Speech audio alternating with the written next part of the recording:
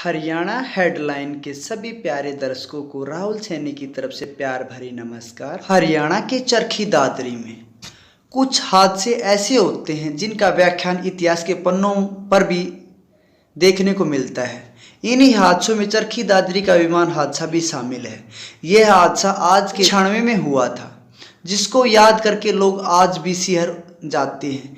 यह विमान हादसा इतना भयंकर था कि इसमें करीब 350 लोगों की मौत हो गई थी, जिनकी लाशें करीब 10 किलोमीटर के दायरे में बिखरी मिली थी। मीडिया रिपोर्ट के मुताबिक लोगों ने बताया कि आसमान में फटा था आग का गोला।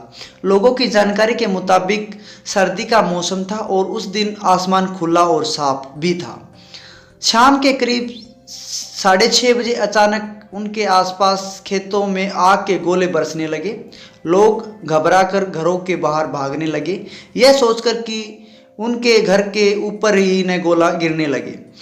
पहले तो लोगों ने सोचा था कि कोई प्राकृतिक आपदा है, लेकिन खेतों की ओर से कुछ ग्रामीण दौड़ते हुए आए, जिनके होश उड़े हुए थे। उन्होंने पहले ग्रामीणों व पुलिस को बताया कि खेतों में विमान पड़े हुए हैं। हादसा ऐसा हुआ था कि हादसे में एक मालवाहक सऊदी अरब का जहाज था, दूसरा कजाकिस्तान का यात्री विमान था। यात्री विमान ने दिल्ली से उड़ान भरी थी और दूसरे विमान ने दिल्ली में उतरना था। दोनों की आपसी टक्कर चरखी दादरी के गांव टिक्कान कला व संसवाल के पास हुई थी। गनीमत यह रही कि ये विमान खेतों में गिरे, जिससे गांव वालों को कोई नुकसान नहीं पहुंचा। हादसे के बाद खेत हो गए थे बंजर। बंजर होना एक लाजमी सी बात है कि ऊपर से जब आग पड़ेगी तो बंजर तो होगा ही होगा।